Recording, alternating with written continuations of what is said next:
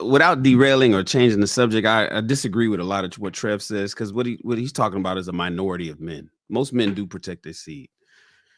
We're talking, there's Pookie's out there, and trying to convince Pookie to not be Pookie is going to be hard. And reality is, the dudes that's out here having these kids with this multitude of women is just a small sect of us. It's not most of us. So you're not preaching to the majority of the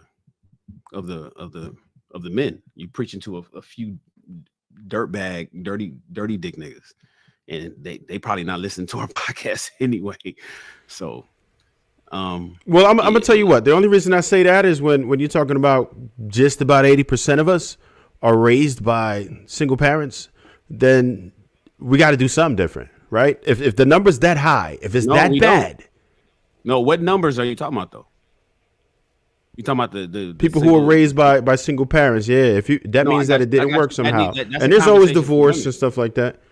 That again, for me, in my personal opinion, that's a conversation that needs to happen with women, because us men are not fucking them women like you making it seem like. It's not. It's literally smart. Most men don't even have children. Most black men don't even have. Most black adult men don't have kids. Yeah, it's about half. It's about half. It's about half. If you're talking about 25, up to 25 is like half, and then it goes up to 63% after 25. So we got that. Then you got the other then the other men is married. So we're talking. So everything that you're saying, you're talking to a small sect of men, and them niggas is niggas.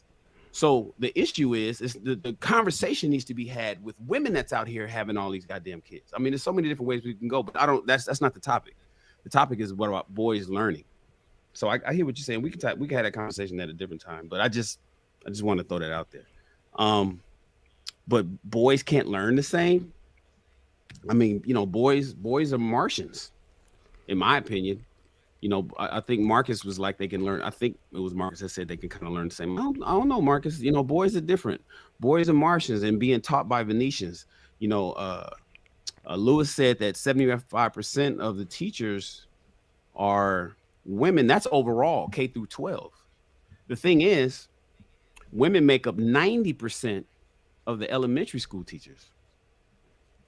When you break it down by grades, the women got it on lock where it actually matters, and the personality development and stuff matters. We all know the first 5 is critical, but the next 5 after that is important, and women got that on lock even worse. Typically, where the men come in, they're football coaches. So the 75% of overall K through 12 teachers are women.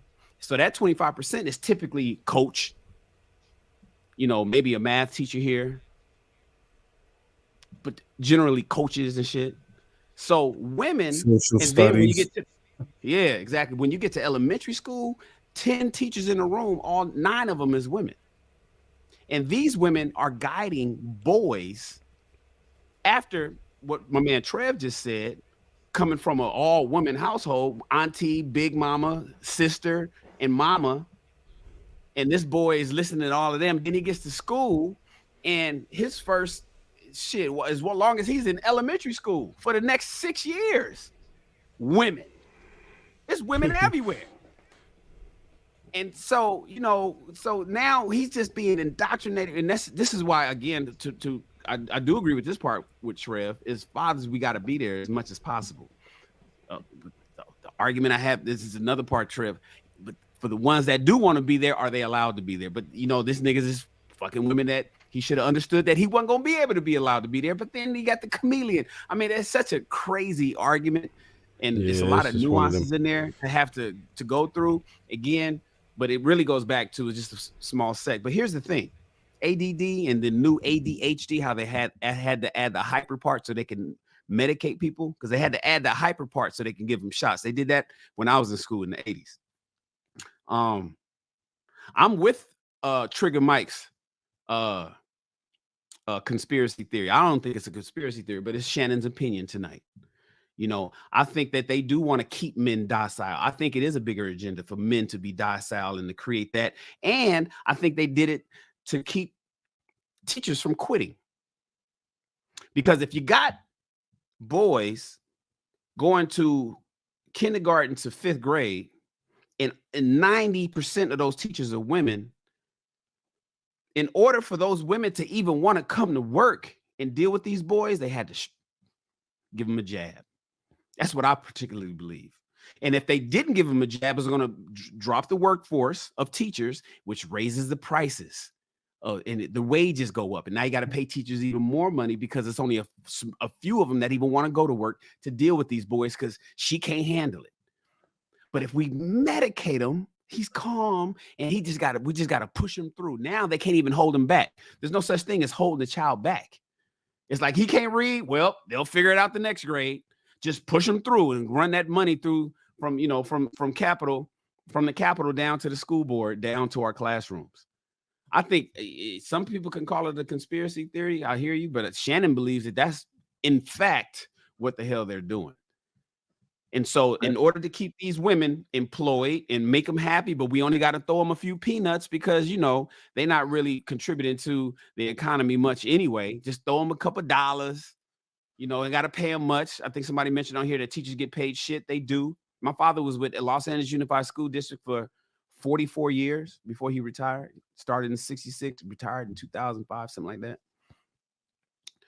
My first major in college was liberal arts. I was going to be a teacher, thinking about following my father's footsteps until I made a complete switch. Realized I couldn't do the shit that he was dealing with. I understand the education system intimately. And I believe that and if you listen to even Dr. Umar, because, he's the child psychologist and he's creating the FDMG and all that kind of stuff. He parrots this point. Man, they're doing this on purpose to keep these boys docile so the teachers can manage to get through them, so that schools can get their money and just usher them on by and make sure you don't send them back in that class or have them do that year again. That's been eliminated, at least in LA. That's been eliminated. I don't know how it is in y'all state. No Child Left Behind is pretty much universal. Yeah. So then, it is what it is. And then so now you got these boys that's dealing with women. I mean, even think about it. How many male teachers do you guys remember having yourself? And if you do remember, you remember him. You remember him, coach, because it was just him. It was only him. He roll out the basketballs at PE and go sit in his goddamn office. Never saw that dude. See, yeah, man. I mean, there is a cost. There is a cost associated that are paid to these people who are diagnosing these kids. Think about it. You get an enrollment of elementary school kids. You know what I'm saying? I just finished doing a elementary school up here in Massachusetts that will house about 850 students. And that's from 5th to 8th grade. 850 students. So think about if 1 in 8, that's the number. 1 in 8 is diagnosed. I looked it up. 1 in 8 students. So you do the math. That's 1 in 8, 2 in 36. You know what I'm saying? That is like 4 within 100 students. 4 within 100 students. Right? And then we keep going up. That's like 100 within like 400. Right? And sort of you think about how much they get paid per student that they diagnose. Right? At that point, it's not even about making the best medical decision for a child and their family. At that point, it's just about the money. Like, look, we see this young kid, he might be trouble. Single mom, broken home. He's smart, he's bright, but yeah, we're just gonna finagle this. I think that he's gonna have a lot of tough time trying to focus. He has way too much going on in his outside life. I think it's best that we put him on this, IEP program and all this and that, and we diagnose, stamp, sign, deliver. That's really what's happening. I think that what happened was initially when they came up with the idea, I think they didn't want to, they wanted to afford the opportunity to children for people to say, all right, well, don't ignore these people. Listen, make sure you take care of these guys and we'll incentivize it. So now you have an incentive here to take care of it. So you're going to get extra funding now. So now they like, wait a minute. This check hitting different. Wait a minute. So what if we get another one? Okay, now we got another. Oh, so they decided to run it up. And now it's a game. I don't think it was initially designed like that. I think they really, who knows? It could have been like that off rip, but I think that it was in good faith. And then it just was, and now it's a perversion of what it is. Look, these families are receiving. You think off the rip? It happened in welfare. They watched it happen before. Thank you, Shan. It was a hustle from the very start. These families are receiving as low as $917 to $1,350 per child. Oh yeah, it's a lot of money. You know I know it's definitely a hustle right now. It's definitely a hustle right now. We knew that for sure.